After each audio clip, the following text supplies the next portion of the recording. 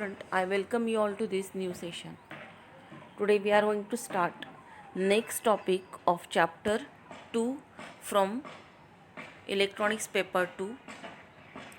The name of the chapter is building blocks of Arduino programmings and the topic name is control structure and statement. So let us move toward the control structure.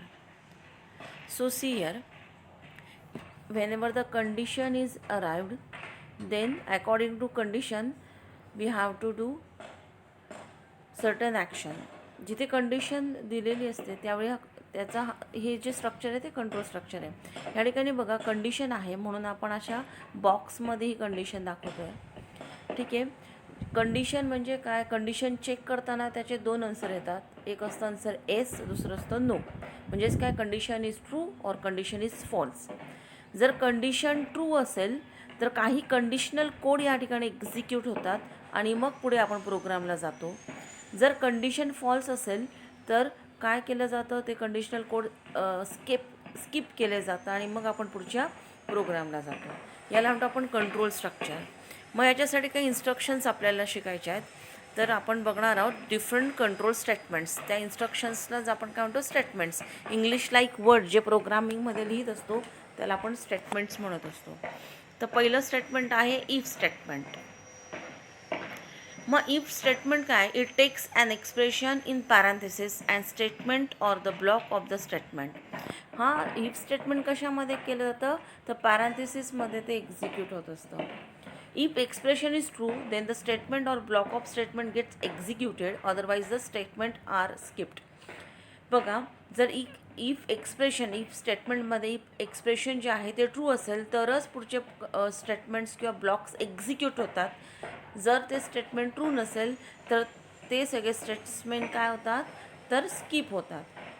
पुढचं statement आहे if dash dash else. आता वरती फक्त if होतं म्हणजे त्या ठिकाणी फक्त कंडिशन ट्रू असेल तरच काय होईल, त्या ठिकाणी स्टेटमेंट काय होतील, त्याच्या खालचे एक्झिक्यूट होतील. जर कंडिशन फॉल्स असेल तर ते सगळे स्टेटमेंट्स काय होतील, त्याच्या खालचे तर स्किप होतील. पण इफ एल्स स्टेटमेंट जे आहे त्या ठिकाणी बघा, इफ स्टेटमेंट काय होतं आहे, and if statement can be followed by an optional a statement which execute when expression is false.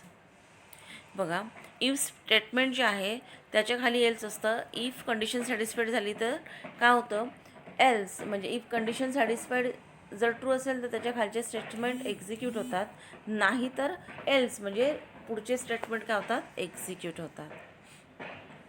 त्याच्यासाठी आपण त्याचा सिंटॅक्स बघतोय इफ एल्सचा. तर ह्या ठिकाणी बघा, इफ एक्सप्रेशन आहे, ह्या ठिकाणी इफ आणि कंडिशन आहे. ठीक आहे. जर ही इफ कंडिशन सॅटिस्फाईड झाली तर हा ब्लॉक ऑफ स्टेटमेंट काय होईल, एक्झिक्यूट होईल. आताच मी तुम्हाला सांगितलं इफच्या पुढे काय पॅरेंथेसिसमध्ये कंडिशन असते आणि मग त्याच्याखाली कर्ली ब्रॅकेटमध्ये काय असतं तुमचं ब्लॉक ऑफ स्टेटमेंट. ते स्टेटमेंट काय होतं, जर ही कंडिशन ट्रू असेल तर ब्लॉक ऑफ स्टेटमेंट काय होईल, एक्झिक्यूट होईल. जर ही कंडिशन ट्रू नसेल इफच्या पुढची पॅरेंथेसिसची तर एल्स म्हणजे त्याच्याऐवजी दुसरा ब्लॉक ऑफ स्टेटमेंट काय होईल, एक्झिक्यूट होईल. ह्या ब्लॉक ऑफ स्टेटमेंटला एल्स नंतर परत कर्ली ब्रॅकेट वापरलं जातं. हा त्याचा सिंटॅक्स म्हणजे वे ऑफ प्रेझेंटेशन. अशाच पद्धतीने हा प्रोग्राममध्ये तुम्हाला ही स्टेटमेंट वापरावं लागतं. एक्झाम्पल बघूया. एक एक्झाम्पल आहे. तर या एक्झाम्पलला काय, integer value a is equal to 8. A व्हेरिएबलला 8 व्हॅल्यू असाईन केलेली integer b is equal to 7. बीला 7 व्हॅल्यू असाईन केलेली आहे. व्हॉइड सेटअप आहे. आता तुम्हाला मागे सांगितलं होतं प्रोग्राम नेहमी व्हॉइड सेटअप याने सुरू होतो आणि व्हॉइड लूप वापरला जातो. व्हॉइड सेटअप नंतर 2 कर्ली ब्रॅकेट. आता हा व्हॉइड लूपमध्ये आपण खाली स्टेटमेंट बघणार आहोत. व्हॉइड लूप हे 2 स्टार्टिंगला आपण प्रोग्रामच्या वापरतो. If A is less than B. बघा, इफ स्टेटमेंट आहे, कंडिशन काय आहे, ए लेस दॅन बी. ओके. जर एची व्हॅल्यू बीपेक्षा if A is greater than B. Okay. एची व्हॅल्यू बीपेक्षा जास्त असेल म्हणजे कंडिशन जर ट्रू झाली तर हा स्टेटमेंट काय होईल, ह्या ठिकाणी एक्झिक्यूट होईल. कधी जर ए जास्त असेल तर ए प्लस प्लस म्हणजे काय होईल, एकाने इन्क्रीमेंट होईल. फॉर एक्झाम्पल एची व्हॅल्यू 5 आहे, बीची व्हॅल्यू 4 आहे. 5 हा 4पेक्षा मोठा आहे, कंडिशन सॅटिस्फाईड झाली, ए प्लस प्लस होईल, म्हणजे ए काय होईल आता 5च्या ऐवजी 6 होईल. एल्स सपोज ही कंडिशन सॅटिस्फाईड नाही झाली, म्हणजे एची व्हॅल्यू 3 आहे आणि बीची व्हॅल्यू 4 आहे, झाली का कंडिशन सॅटिस्फाईड नाही. मग एल्स म्हणजे काय, जर ही कंडिशन सॅटिस्फाईड नाही झाली तर काय एक्झिक्यूट होईल, ए मायनस मायनस, म्हणजे एची व्हॅल्यू एकाने डिक्रीज होईल, म्हणजे आता काय होती 3च्या ऐवजी काय होईल 2. अशा प्रकारे हे स्टेटमेंट्स काय होतात, एक्झिक्यूट होत असतात. If else. आता बघा इफ एल्स स्टेटमेंट. हे जे स्टेटमेंट आहे, this statement can be followed by an optional else if else statement. म्हणजे ह्या ठिकाणी बघा इफ एल्स अजून पुढे इफ एल्सने काय होतं आहे, फॉलो होतं आहे. मग याचा काय युजफुल आहे, it is useful to test the various condition using single if else if statement. याने काय होईल की सिंगल हे स्टेटमेंट वापरून आपण जास्तीत जास्त कंडिशन काय करू, व्हेरीफाय करू शकू. एका स्टेटमेंटने जास्तीत जास्त कंडिशन या ठिकाणी काय केल्या जातील, व्हेरीफाय केल्या जातील. स्विच केस स्टेटमेंट. आता पुढचं स्टेटमेंट इफ एल्स झालं, इफ एल्स झालं. आता स्विच केस स्टेटमेंट काय बघा. Similar to the statement, switch case controls the flow of program by allowing the programmer to specify different codes that should be executed in various condition. म्हणजे हा if L सारखाच आहे, प्रोग्रामरला काय तो अलाव करतो वेगवेगळ्या कंडिशन चेक करायला.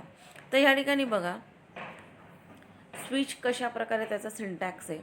दिस is a syntax. Switch variable. Switch ही व्हेरिएबल आहे.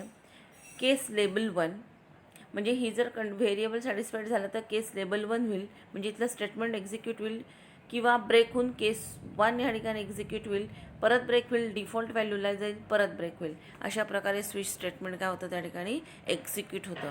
आता त्याच्यासाठी आपण एक्झाम्पल बघू म्हणजे कळेल. Switch phase. केस 0 काय ब्लॅक, ब्रेक झाला केस 1 काय येलो, ब्रेक झाला केस 2 काय ब्ल्यू, ब्रेक झाला default message no colour.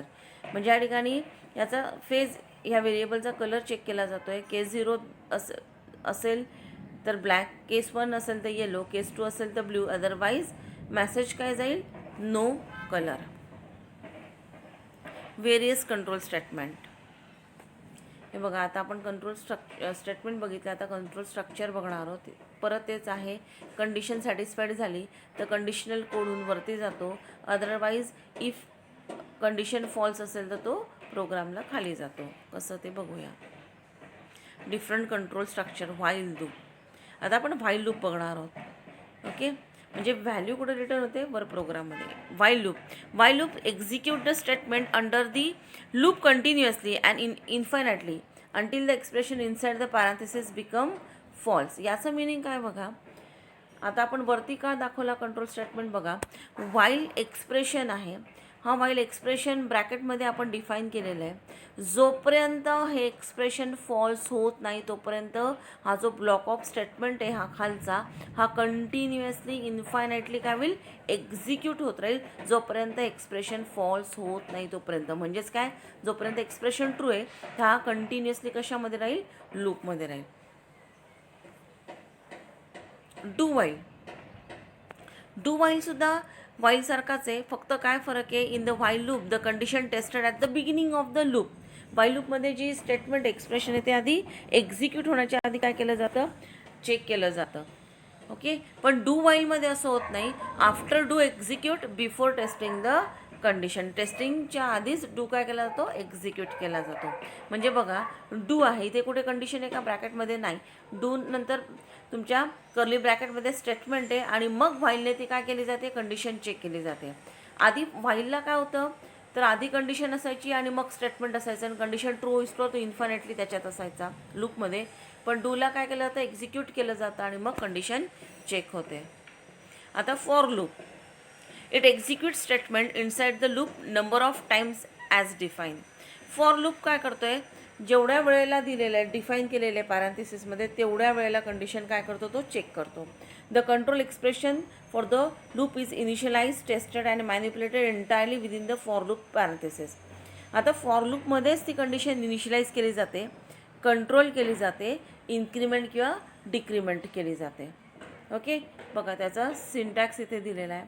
For loop त्याच्या पुढेच ती इनिशियलाइज केली जाईल कंडिशन, तिला कंट्रोल केलं जाईल आणि इन्क्रीमेंट केलं जाईल.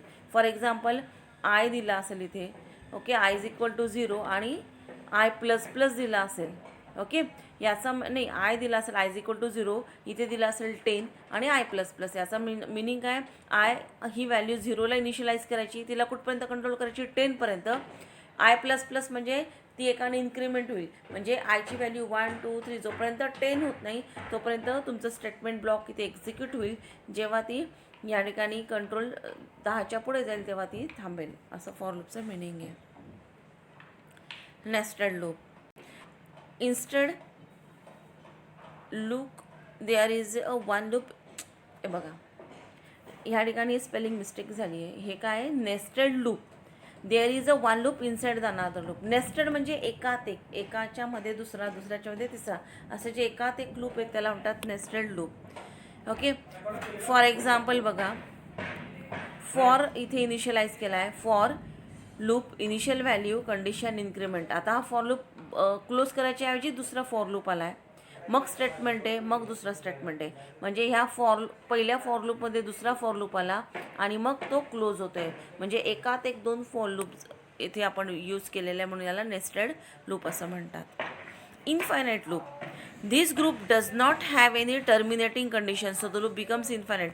कुठल्याही टर्मिनेटिंग कंडिशन नाही आहे, तो इन्फायनाईटली काय होतो, तुमचा प्रोग्राम लूपमध्ये राहतो, याला म्हणतो आपण infinite loop. So with this, let us stop our today's session. Thank you very much.